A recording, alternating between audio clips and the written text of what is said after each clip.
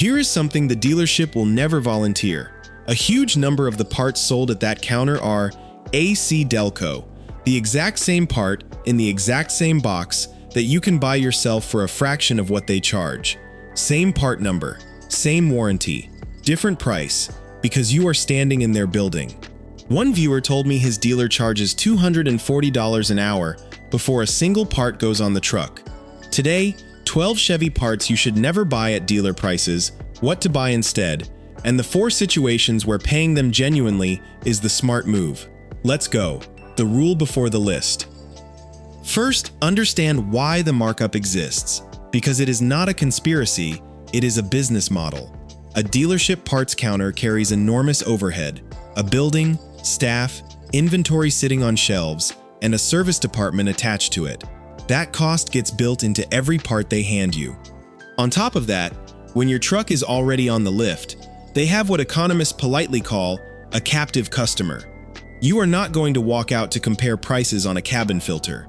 So here is the honest framing for this whole video. The dealer is not selling you a fake part. They are usually selling you a genuine AC Delco or GM part at a price that reflects their overhead and your inconvenience. The savings do not come from buying something worse. They come from buying the same thing somewhere else, or knowing when a quality alternative is genuinely just as good. And one more thing before the list. I am not going to give you a single blanket percentage because the markup is wildly different from part to part. On some of these, you are paying 3 or 4 times what you need to. On others, the dealer is actually competitive. Knowing which is the entire point. Number 12. Cabin air filter, the most marked up part on the truck. We start with the single most lopsided one, and the reason it is number 12 instead of number 1 is that the dollar amount is small, but the ratio is absurd. A cabin air filter for a Silverado or Sierra runs roughly $7 to $16 online for a quality unit. At a dealership, with installation, owners routinely report being charged multiples of that, and it is often bundled into a service package as a line item you did not ask for. Here is what makes it worse. On most Chevy trucks, the cabin filter lives behind the glove box, and changing it is a genuine 5-minute job with no tools. You squeeze the sides of the glove box to drop it down, slide the old filter out, note which way the airflow arrow points, and slide the new one in. That is the entire job. If you have ever paid a shop to do this, you paid mostly for the walk to the parts counter. Buy a quality filter, do it yourself every 15 to 20,000 miles, and if you drive in dust or pollen, more often. Number 11. Engine air filter. Same story, bigger consequence. Same category, but this one actually affects how your engine runs. A quality engine air filter for a Silverado or Tahoe sits around $10 to $17. The dealer price is meaningfully higher, and again, it is usually a 5-minute job. Unclip the airbox lid, lift the old filter out, drop the new one in, clip it shut. What matters here beyond the money is that a clogged air filter makes your engine work harder for the same air, which costs you fuel economy and, on a direct injection engine, contributes to the conditions that build carbon. So this is a part worth changing on time rather than stretching. One honest note on brands. This is a place where a decent aftermarket filter from a known name is genuinely fine. Where I would be careful is the very cheapest no-name filters, because filtration media quality is the entire product. A filter that does not filter is worse than no savings at all. Buy a reputable brand, just not at counter prices, and check it more often than the schedule says if you drive gravel roads, work sites, or dusty conditions. Hold it up to a light, and if you cannot see light through the pleats, it is done regardless of mileage. Number 10. Wiper blades, the classic upsell. Wiper blades are the part most often added to a service invoice without you ever asking, and they are almost never worth dealer pricing. A good set of blades is inexpensive at any parts store, and most stores will install them free while you stand there, which makes paying a dealership to do it genuinely hard to justify. The install is a clip, a slide, and a click. What I will say honestly is that blade quality does vary, and the cheapest blades streak and chatter within months, so this is not a place to buy the absolute bottom option. Buy a mid-tier or premium blade from a known brand, replace them roughly once a year or whenever they start streaking, and you will spend less over 5 years than a couple of dealer replacements would cost you. Number 9. Batteries, and why this one is more nuanced. Batteries are where I want to be careful, because the honest answer is not simply never buy at the dealer. Here is the nuance.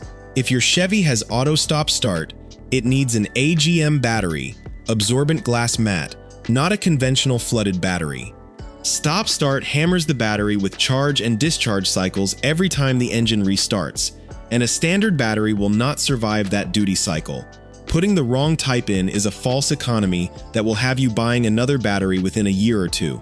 So the rule for batteries is, do not shop on price alone, shop on specification first. Get the right group size and the right type for your truck. Once you have got that right, parts stores and warehouse clubs are frequently better value than the dealer for the same specification, and many will test and install it for you. And one thing worth knowing, on many modern Chevys, a new battery should be registered to the vehicle's charging system so it charges correctly, which is worth asking about wherever you buy. Number 8. Brake pads rotors. Real money, real choices. Now the dollar amounts get serious. A quality ceramic brake pad set for a Silverado or Sierra runs somewhere around $60 per axle, and full pad and rotor kits are widely available at a fraction of what a dealer brake job costs once labor is added. Brakes are also one of the most approachable jobs for a home mechanic with basic tools, which is why this is one of the biggest savings opportunities on the entire list. Here is the honest guidance though, because brakes are safety equipment. Do not buy the cheapest possible pads. What you want is a reputable ceramic or premium semi-metallic pad from a known brand, matched to how you use the truck. If you tow, buy a pad rated for towing, because a bargain pad will fade under load and glaze.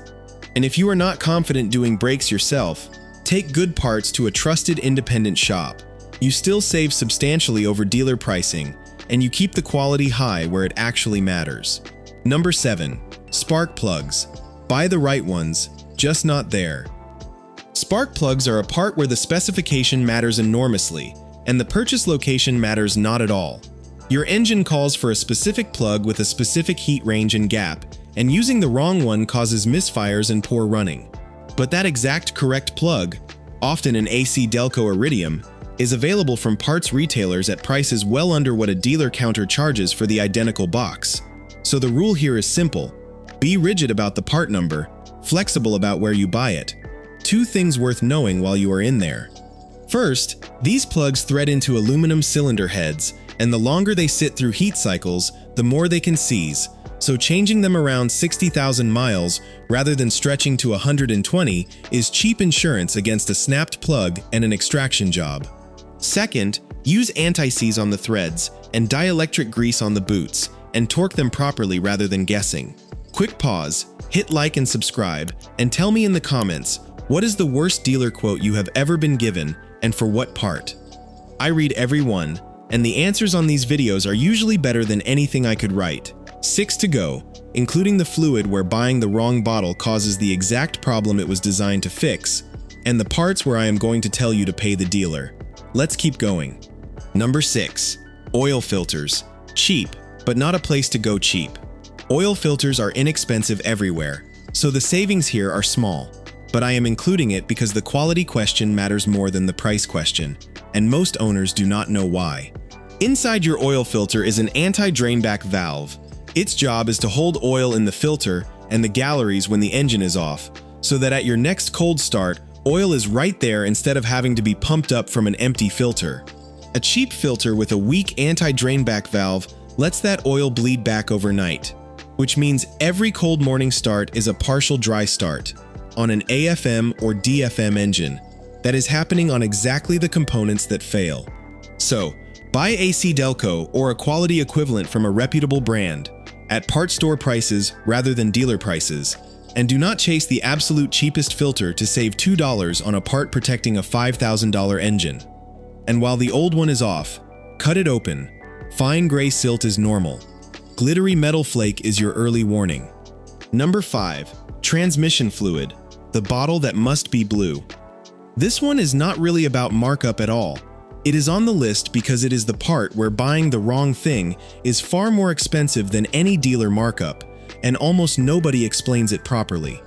If you have an 8-speed, the 8L45 or 8L90, listen carefully. GM issued a technical service bulletin in December of 2018, number 18 NA355, introducing a revised formula of Mobil 1 synthetic LVATFHP, specifically to address torque converter clutch shudder, that rumble strip feeling under light acceleration that owners of these transmissions know all too well. The revised fluid has a blue label. The older black and silver label version is the formula associated with the problem. So if you are buying fluid for an 8-speed, the color of the label genuinely matters, and a parts counter employee is not necessarily going to know that. Two important limits on this because I will not overstate it. This shudder issue and this fluid are about the 8 speeds. The 6L86 speed has its own separate issues, and this is not the fix for those. And the 10 speed, the 10L80, uses Dexron ULV, which is a different fluid again. Buy by your transmission, not by what is on the shelf. Number 4. Coolant. Spec first, price second. Coolant is widely available and the dealer premium is not worth paying, but this is another spec first part. Your Chevy uses DexCool, and the reason it matters is that mixing incompatible coolant chemistries is a genuine way to create sludge and corrosion in a cooling system. Buy the correct DexCool specification from any reputable retailer. Mix it 50-50 with distilled water, not tap water, because the minerals in tap water deposit inside the passages, and bleed the system properly afterwards because trapped air alone can cause overheating. Old coolant is not harmless just because the level is full. As the corrosion inhibitors deplete, the coolant turns slightly acidic and starts working on your water pump seals, thermostat housing, and the aluminium in your heads.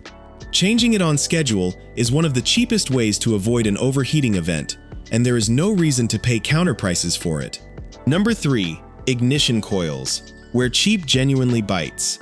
Ignition coils are where I want to give you the most balanced advice on this list, because it is the part where the internet gets it most wrong in both directions. Coils are expensive at the dealer, and there are aftermarket coils available for a small fraction of that price. The problem, coil quality varies enormously, and cheap coils have a well-earned reputation for failing early, sometimes taking out a set of plugs or throwing intermittent misfire codes that send you chasing ghosts. Chasing a misfire is one of the most frustrating diagnostic jobs there is. So my honest position is, do not buy dealer counter coils, and do not buy the cheapest coils on the marketplace either. Buy AC Delco or a genuinely reputable equivalent from a parts retailer. You still save real money over the dealer, and you are not buying a part that will have you doing the job twice. Replace them as a set if several are aged, not one at a time, because when one has failed at high mileage, the others are usually not far behind. Number 2. Suspension components. Big savings, one warning. Control arms, ball joints, tie rod ends, sway bar links. These are among the biggest dollar savings available outside the dealership, because the parts are expensive and the labor is where dealers add the most. Quality aftermarket suspension components from established brands are widely available and are genuinely comparable to OEM, and this is a category where an independent shop installing good parts will save you a very large amount versus a dealer quote. The warning is specific. If your truck is leveled or lifted, or you run oversized wheels, your ball joints and bearings are carrying loads the factory did not spec for, and this is one place to buy the stronger part rather than the cheapest one. Documented ball joint failures on leveled trucks in the 40 to 60,000 mile range are a real pattern. And if you can get greasable joints, take them, because 3 pumps of grease at every oil change is the difference between a part that lasts and one that does not. Number 1.